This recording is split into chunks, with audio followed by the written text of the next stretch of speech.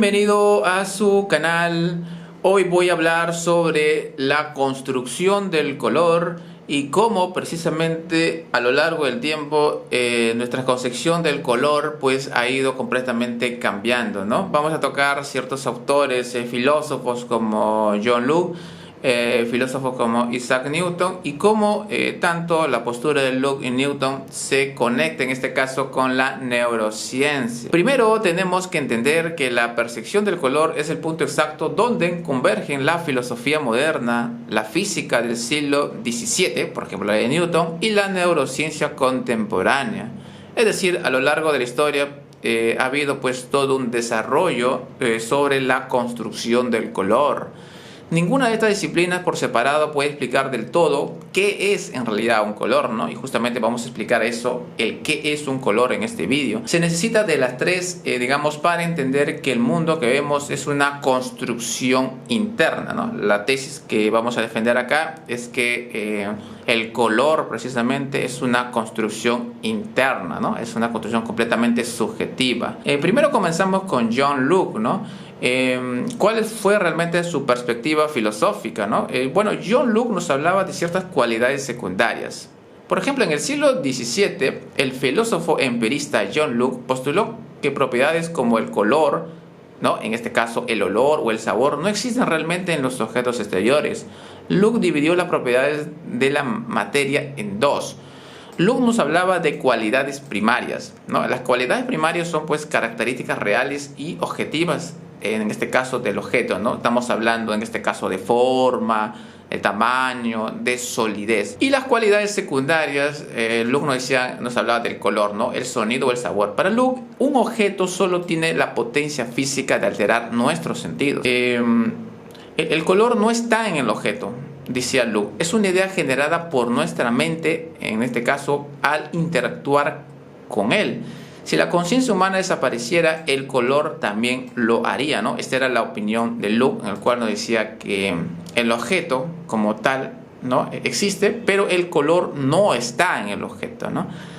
Vemos ya que en el siglo XVII, pues Locke había acertado, ¿no? Mayormente con la idea de la neurociencia, ¿no? Y finalmente llegamos al siglo XVIII, ¿no? Con Isaac Newton, ¿no? Entre el siglo XVII, mitad del siglo XVII y mitad del XVIII, llegamos con Isaac Newton, ¿no?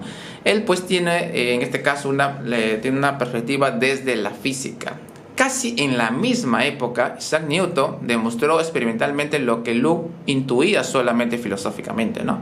Es decir, en este caso lo llevó al campo científico. Al hacer pasar un rayo de luz blanca por un prisma, descubrió que la luz se descompone en distintas tonalidades. Con esto se entendió que la luz viaja en ondas de distintas longitudes, ¿no? Esto había sido pues la demostración de Newton.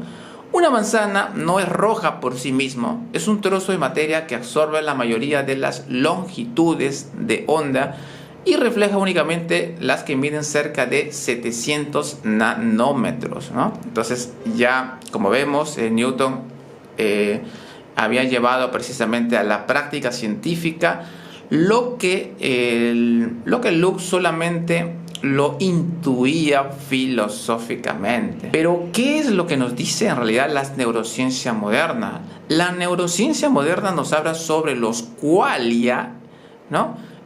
Sobre los cuales la neurociencia actual une tanto a Locke y a Newton, explicando el mecanismo biológico, los llamados fotorreceptores. Los fotorreceptores de nuestra retina captan esas ondas reflejadas que nos hablaba la física de Newton y envían impulsos eléctricos al cerebro, el cual fabrica la experiencia del color, ¿no? Esa experiencia de color que nos hablaba precisamente el filósofo John Locke. Sin embargo, la neurociencia va más allá a través del concepto de qualia, ¿no? ¿Y qué es una qualia? La cual es la experiencia subjetiva de cómo se siente un color desde dentro. El cerebro no es una máquina fotográfica pasiva. Al procesar el color, el sistema nervioso lo fusiona instantáneamente con emociones automáticas, ¿no? Por ejemplo, cuando vemos el azul del cielo, pues nos evoca en muchos casos, ¿no? La calma, o el rojo de la sangre activa precisamente alerta, ¿no? Entonces, el concepto de qualia pues es esa experiencia subjetiva que yo tengo en realidad del color, ¿no? Entonces el color se tiñe en nuestra historia de vida, ¿no? Por ejemplo, la cocina de la abuela, un viejo uniforme, un jardín de la infancia, ¿no? Entonces lo que vemos precisamente cómo es que autores como Luke, como John Locke, ¿no? Desde la perspectiva filosófica, Isaac Newton desde la perspectiva de la física y la neurociencia actual, pues están de alguna manera de acuerdo, ¿no? Y en conclusión podemos decir que el color es en última instancia una maravillosa ilusión biológica. El color no existe y una obra de arte que el cerebro pinta en realidad por dentro, pero que en lo objetivo no existe. Como anticipó Luke, el mundo exterior carece de color en sí mismo. Es un escenario silencioso de formas y partículas. Y como demostró Newton desde la física, lo único que viaja por el espacio son variables físicas y longitudes de ondas luminosas. La conclusión definitiva es que el color real solo existe cuando esa física exterior impacta en nuestra biología y es interpretada por nuestra mente. Percibir un color no es registrar datos fríos, sino fundir en un solo instante la luz del presente con los afectos y memorias del pasado. Cada color que nosotros vemos no solo describe cómo es el mundo exterior, sino que es un recordatorio, y ahí entró precisamente el término la squalia, ¿no? De nuestra propia vida y nuestra historia precisamente de vida. Si te gustó mi canal, te invito a suscribirte. Bueno, conmigo será hasta una próxima oportunidad.